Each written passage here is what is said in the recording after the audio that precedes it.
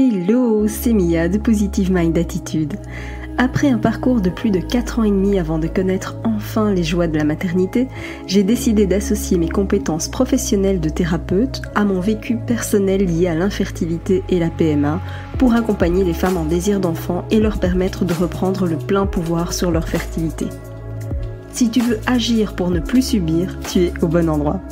Que tu sois suivi médicalement ou non, mes conseils te permettront d'avoir un autre regard sur ton parcours et d'adopter une approche globale pour mettre toutes les chances de ton côté.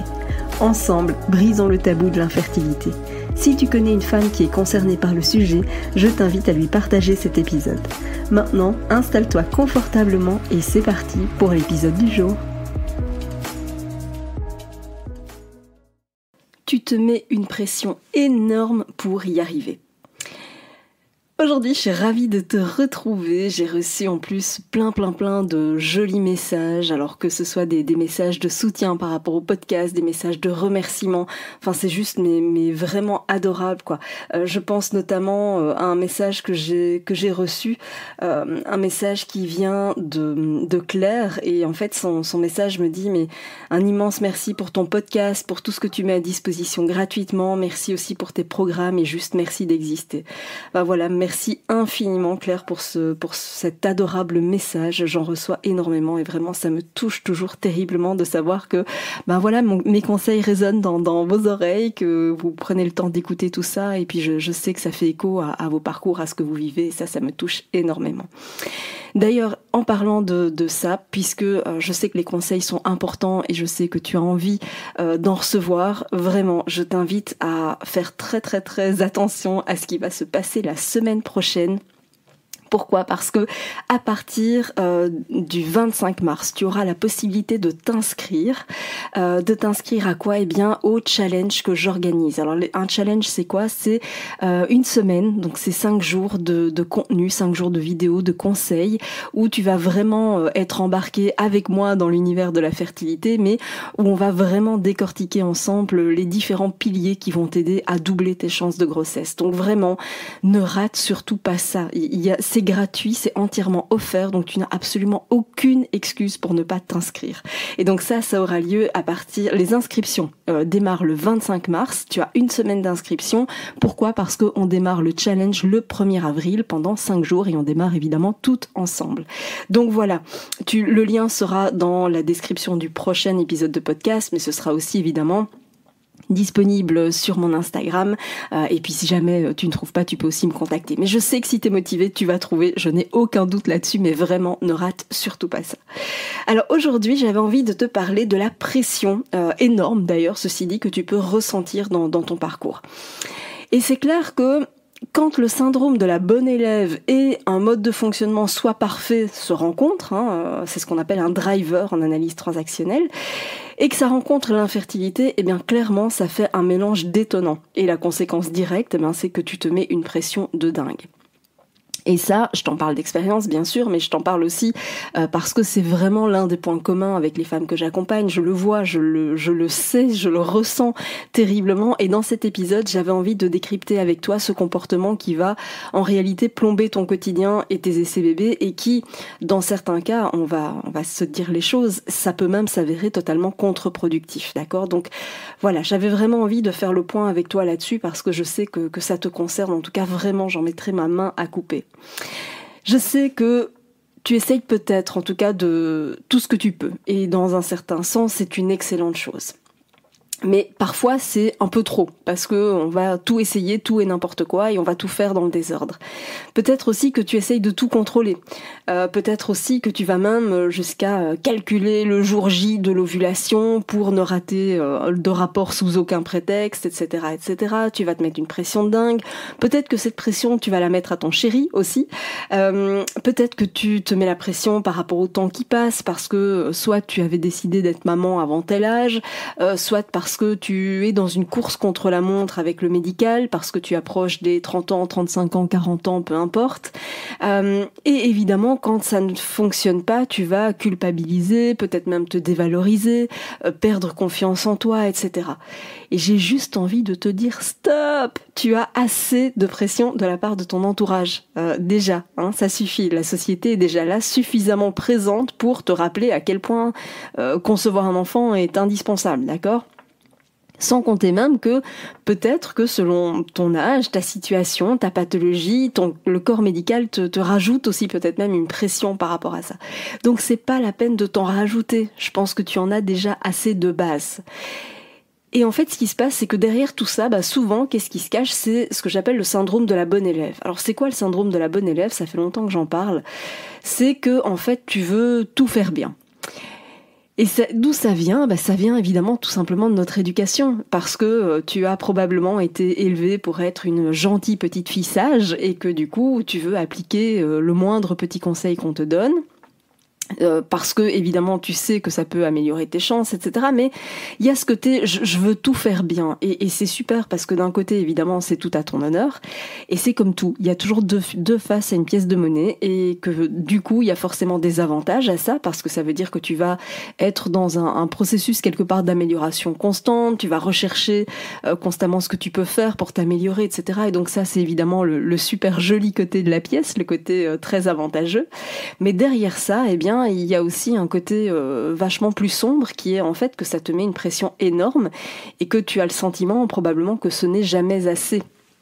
D'accord, donc c'est vraiment de là que ça vient, ça vient quelque part de notre éducation, évidemment, ce syndrome de la bonne élève, tu sais, la première de classe finalement, celle qui veut tout faire bien, qui veut être sûre de réussir, qui se met une pression peut-être aussi importante par rapport à la réussite, et que il y a probablement des croyances derrière tout ça. Qu'est-ce qui se passe si tu n'y arrives pas, si tu n'y arrives pas avant telle date, si tu n'y arrives pas dans telle ou telle circonstance, etc. Il y a des choses beaucoup plus profondes qui viennent se jouer, et c'est d'ailleurs ce que je travaille dans le cadre du coaching éclosion avec les femmes que j'accompagne, c'est d'aller voir qu'est-ce qui se cache derrière tout ça, tu vois. Et à ça, souvent, eh bien, se couple ce qu'on appelle un driver soit parfait. Alors un driver, ça nous vient de l'analyse transactionnelle. Et c'est quoi un driver ? C'est en fait un mode de fonctionnement quelque part. C'est ce qui nous vient encore une fois de notre éducation. Alors attention, quand je parle de notre éducation, c'est vraiment les éducateurs au sens large. C'est évidemment papa, maman, mais c'est aussi parfois les grands-parents, les oncles, les tantes. Ça peut être l'environnement scolaire. C'est une combinaison de plein de facteurs différents, d'accord ? Alors, l'idée n'est pas que tu ailles évidemment râler sur tes parents ou sur tes éducateurs, parce que comme toujours, ils ont fait du mieux qu'ils pouvaient avec ce qu'ils avaient, d'accord ? C'est pas une question de trouver un coupable, c'est juste de comprendre le mode de fonctionnement.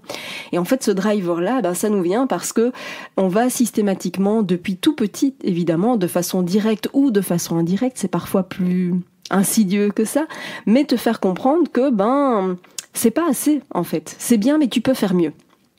Alors, de nouveau, il y a toujours deux faces à une pièce de monnaie. D'un côté, c'est évidemment quelque chose d'extraordinaire parce que ça t'amène toujours à vouloir plus, vouloir mieux, vouloir te surpasser. Et donc, c'est évidemment un atout dans plein de domaines de vie, y compris la fertilité, bien sûr. Et en même temps, c'est aussi un driver qui a plein d'inconvénients parce que c'est parfois, comme les choses ne sont jamais parfaites, et je vais te briser un mythe, voilà, c'est scoop. Les choses ne sont jamais parfaites et elles n'ont pas besoin de l'être, tu vois. Mais comme on a ce driver soit parfait qui est présent quand même chez beaucoup de femmes que j'accompagne, eh bien, ce driver soit parfait, l'inconvénient, c'est que soit ce sera jamais assez bien et donc du coup, tu vas baisser en estime personnelle, tu vois, ça va te mettre un coup par rapport à l'estime que tu as de toi, ça va te mettre un coup sur ta confiance en toi. Et en fait, ce qui se passe, c'est que par rapport à ce driver, encore une fois, il va aussi t'amener à parfois procrastiner pas mal, parce que avant de franchir le pas de quelque chose, tu auras tellement retourné tout dans tous les sens et questionné tout dans ta tête pour que ce soit enfin parfait au moment où tu te lances. Mais en réalité, comme c'est pas parfait, il y a plein de choses que tu ne mets pas forcément en place parce que tu vas procrastiner, tu vas reporter à plus tard jusqu'à ce que ce soit parfait. Mais en fait, les choses ne seront jamais parfaites. Ta grossesse n'a pas besoin d'être parfaite pour qu'elle se mette en route, d'accord ? Tu n'as pas besoin d'être parfaite pour que ça fonctionne non plus. D'ailleurs, vraiment, si on devait analyser toutes les femmes qui ont des grossesses spontanées, on serait surpris de voir à quel point tout n'est pas parfait. Et c'est ok aussi, c'est la magie de la vie quelque part, tu vois. Mais c'est vraiment important de comprendre que ce driver soit parfait. Quand c'est en plus couplé vraiment à ce syndrome de la bonne élève, ça fait un mélange détonnant et c'est ça qui fait que tu te mets une pression énorme sur tes essais bébés, sur les traitements, sur les rendez-vous, sur tout ce que tu vas pouvoir tester, tenter, etc. Tu vas culpabiliser quand tu as des pensées qui sont plus sombres parce que t'es pas positive, parce que ça va avoir un impact sur tes essais bébés. Enfin, tu vois un petit peu le cercle vicieux dans lequel tu peux très très vite glisser. Et en gros, moi, ce que je dis toujours par rapport à ces pensées que tu peux avoir, alors ces pensées, dans un premier temps, évidemment, c'est difficile au tout début, en tout cas, d'apprendre à les contrôler, mais ton cerveau fonctionne comme un ordinateur. Hein. Donc, une fois que tu as compris le principe et que tu arrives à lui donner les bons ordres, il fait ce que tu veux, quelque part. C'est un ordinateur, ton cerveau. Mais là, jusqu'à maintenant, il n'a pas été programmé pour. Et donc, parfois, les choses arrivent un petit peu n'importe quand, n'importe comment. Et en gros, on va avoir tendance à culpabiliser quand on n'est pas à 100% positif, parce que, et je suis la première à dire à quel point le stress a des répercussions, à quel point l'ascenseur émotionnel a des répercussions, et en même temps, c'est aussi important d'apprendre à accueillir ces émotions. Et donc moi, j'utilise toujours la règle des 80-20. Et ça vaut pour tout, que ce soit au niveau émotionnel, que ce soit au niveau alimentaire, que ce soit au niveau hygiène de vie. C'est une règle qui est là tout le temps. La règle des 80-20, c'est quoi ? C'est que 80% du temps, je fais attention, je fais ce qu'il faut, etc., etc. Et je m'autorise quelque part 20% du temps où l'humeur sera peut-être moins bonne, ou l'alimentation sera peut-être pas aussi parfaite, etc., etc. Tu vois un peu le concept ? Ça permet d'assouplir quand même ce côté perfectionniste qui en réalité n'a pas sa raison d'être finalement. Quand tu regardes dans la nature, les choses n'ont pas besoin d'être parfaites. Il y a des plantes qui poussent parfois sur des endroits complètement bétonnés ou presque, et tu te demandes mais comment cette plante a réussi à passer à travers ? Mais en fait, c'est la magie de la vie, et c'est ça aussi, et ça vaut pour toi. Alors, je suis la première à dire qu'il y a 1001 choses à faire, mais pas de façon à te mettre la pression. Moi, ce que je veux que tu comprennes, c'est que tu dois être quelque part dans la puissance, pas dans la force. Ce sont deux concepts totalement différents. Et en fait, ce qui fait que tu t'épuises, c'est parce que tu es dans la force. Quand tu es dans la force, tu essayes d'y passer vraiment au forceps, on y va. Mais du coup, tu files droit vers l'épuisement, en fait. Que quand tu es dans la puissance, tu comprends les choses, tu as conscience et tu décides de manière totalement différente. Et c'est vraiment là-dessus que je travaille avec les femmes que j'accompagne. C'est quelque part cet empuissancement. C'est vraiment cette notion de puissance, contrairement à cette notion de force. Parce que la force, c'est ce qu'on t'apprend quelque part depuis petite. Alors soit on te dit à quel point c'est important d'être forte dans la vie, soit on te dit que à l'inverse, ça ne va pas, c'est pas beau parce que la colère c'est pas beau, etc., etc. Et donc tu as une sorte d'injonction paradoxale entre ce que tu as envie de faire, ce que tu ressens et ce que tu es censé faire. Et c'est toujours de trouver le juste milieu, et c'est vraiment pour ça, tu vois, dans le cadre du programme de coaching, c'est vraiment là-dessus qu'on va travailler de façon à mettre le doigt sur les croyances, de façon à mettre le doigt sur qu'est-ce qu'il y a derrière tout ça. Et en fait, tu vois que quand tu commences à creuser, ça n'a rien de compliqué, en fait. Ça va même très très vite à identifier. Mais le but, c'est ça, c'est que tu comprennes que tu dois être dans la puissance et pas dans la force. Ce sont deux choses totalement différentes, mais qui vraiment peuvent tout changer dans ton parcours. Donc, si évidemment mon discours te parle, eh bien je t'invite dès maintenant à rejoindre que ce soit le programme de coaching Éclosion ou le programme en ligne Fertility, parce que vraiment ça va te permettre d'avoir toutes les cartes en main pour retrouver ta puissance. Et bien sûr, si tu es intéressé à l'idée de simplement commencer par découvrir, eh bien dans ce cas-là, je t'invite à t'inscrire dès la semaine prochaine. À partir du 25 mars, tu as la possibilité de t'inscrire au challenge. Donc encore une fois, tu as 0 excuse pour cette inscription. Je compte sur toi.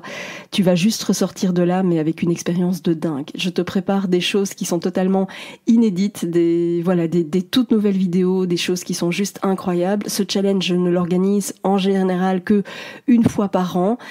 Cette fois-ci, j'ai décidé de le refaire en plus complètement. Les challenges précédents, parfois, ont été payants. Cette fois-ci, c'est vraiment un tout nouveau challenge que je fais entièrement gratuitement parce que je veux apporter ma contribution à toutes celles qui ont envie de mettre toutes les chances de leur côté. Donc ne rate surtout pas ce challenge, je compte sur toi. Je te dis à très bientôt pour un prochain épisode de podcast. Merci d'avoir écouté cet épisode jusqu'au bout. Si tu veux aller plus loin et bénéficier de plus de conseils, télécharge maintenant mon guide offert sur positivemindattitude.fr. Pour encourager ce podcast, merci de mettre une note et ou un commentaire sur ta plateforme d'écoute. Je te dis à très vite pour un prochain épisode.